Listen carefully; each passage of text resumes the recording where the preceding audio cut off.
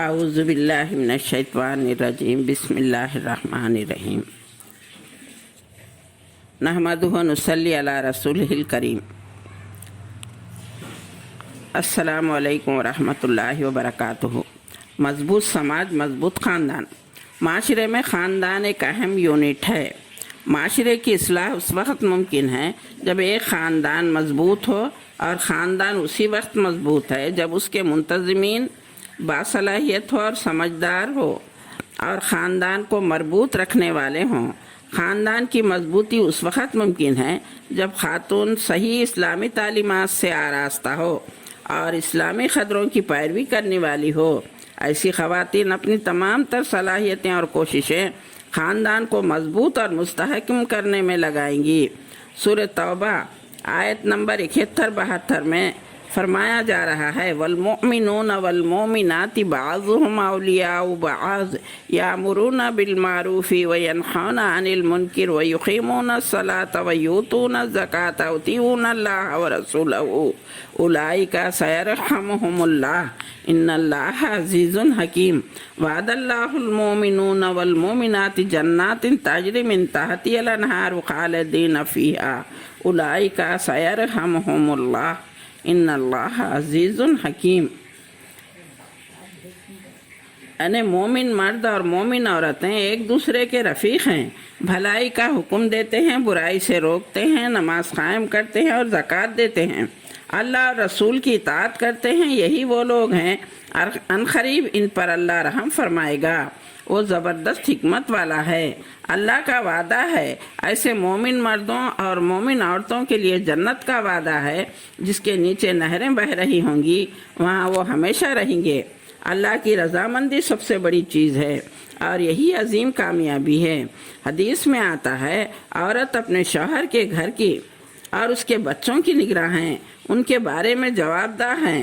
بچوں کی اخلاقی و دینی تربیت پر خاص توجہ دینی چاہیے۔ خاتون خانہ کو چاہیے وہ رشتوں کو مضبوط کرنے اور انہیں بنائے رکھنے پر بھی توجہ دیں اور کوشش کریں کہ کسی رشتہ دار کو شکایت کا موقع نہ ملے۔ اس کے لیے رشتہ داروں میں آنا جانا، تقریبات میں شرکت، لین دین کے علاوہ تحفے تحائف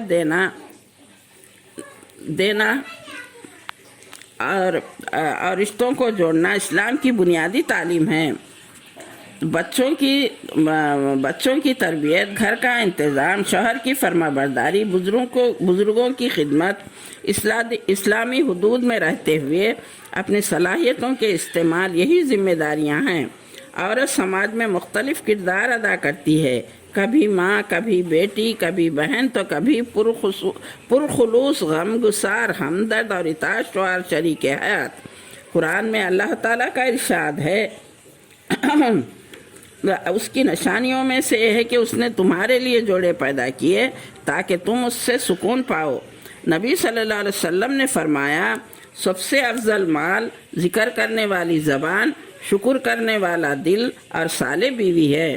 حضرت خدیجہ رضی اللہ تعالیٰ عنہ کی شخصیت ہر دور کی خواتین کے لیے بحیثیت بیوی ایک مثالی کردار کی حیثیت رکھتی ہے۔ یہی وہ خاندان ہے جن کو سب سے پہلے آپ کی زوجیت کا شرف حاصل ہوا۔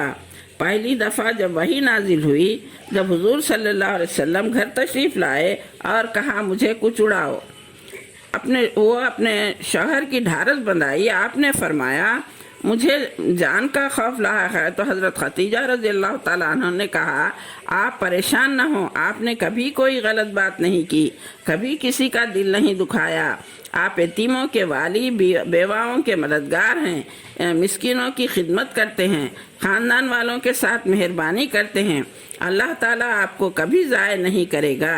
حضرت خدیجہ رضی اللہ تعالیٰ عنہ کی ذات ایک بہترین مثالی بیوی اور رفیق حیات کی ہے۔ امت مسلمہ کی تمام خواتین خدیجہ رضی اللہ تعالیٰ عنہ کی سیرت کو نمونہ بنائیں۔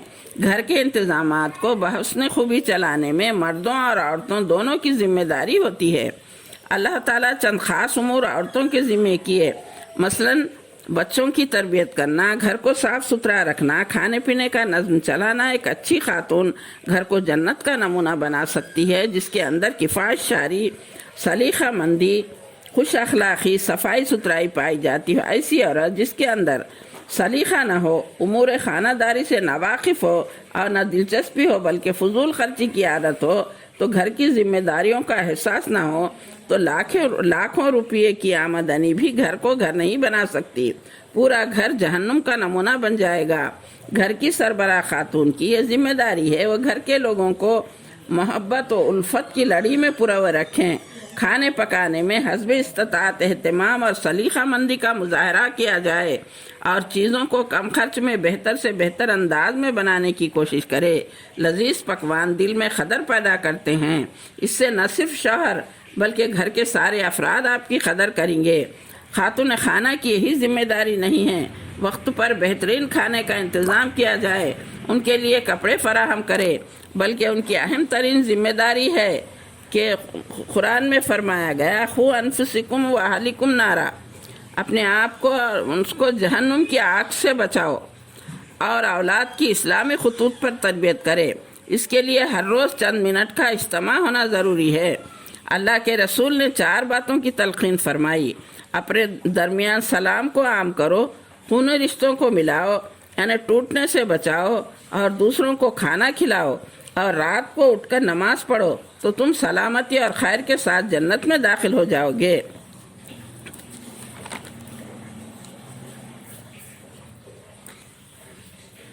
हुजूर सल्लल्लाहु अलैहि वसल्लम की हिकमत इस्लाह माशरे की वजह इंसानों को इस्तिखलाल अता हुआ। आपने फरमाया, एक मोमिन दूसरे मोमिन के लिए दीवार की तरह है जिसका एक हिस्सा दूसरे हिस्से को तक़वियत पहुँचाता है। मुस्तहकिम और मजबूत ख़ानदान का तुर्रा इम्तियाज़ ताल्लुक़ात की खुशगवारी है। खुशगवारी का ताल्लुक़ इज़्ज़त, मोहब्बत, एहतराम, अफ़ू और दरगुजर और इसार जैसी सिफ़ात से है। सबसे पहले शौहर बीवी एक दूसरे को वैसे ही कबूल करें जैसे वो हैं। आदत व अतवार तौर तरीक़ों पर तबसरा तंजिया जुमले हो तो ताल्लुक़ात में दरार पड़ने लगती है। बीवी को एहसास हो कि शौहर के माल में उसका हक़ ज़रूर है, मगर घर में किफ़ायत शारी और आमदनी के हिसाब से खर्च और घर चलाना बीवी की जिम्मेदारी है। बच्चों के साथ ताल्लुक़ात में खुशगवारी पैदा करना, क्योंकि बाज़ घरानों में बच्चे वालिद से आंख मिलाने की जुर्रत नहीं कर सकते।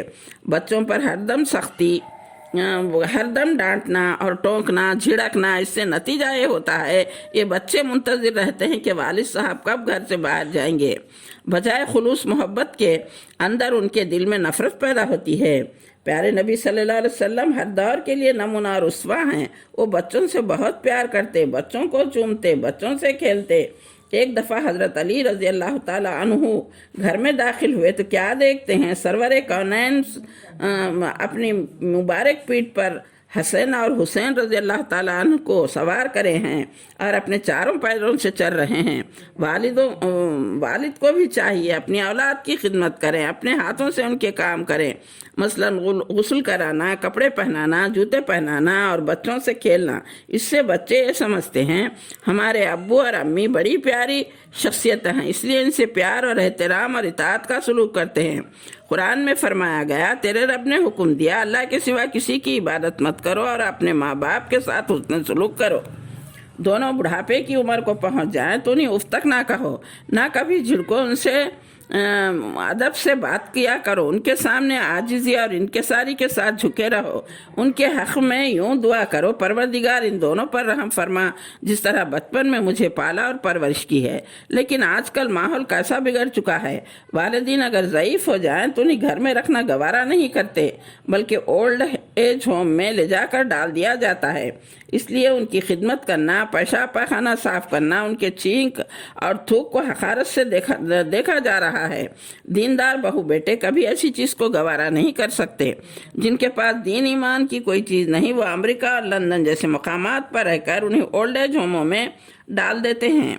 वो माँ जो 9 माह पेट में रखकर परवरिश करती है, मुश्किलात सहकर जन्म देती है और 2 साल तक खून जिगर पिलाकर परवरिश करती है, कई रातों की नींद कुर्बान करती है, उनके सारे खिदमात को भुलाकर अपनी दौलत और अपनी बीवी बच्चों की आराम की खातिर उनसे ऐसा सलूक किया जाता है। कभी साल में एक दफ़ा ईद के मौके पर आकर खैरियत दरियाफ़्त की जाती है। कुरान में फरमाया जा रहा है, तुम्हें मेरे اور تمہارے ماں باپ کی شکر گزاری کرو، تمہیں میری ہی طرف پلٹ کر آنا ہے۔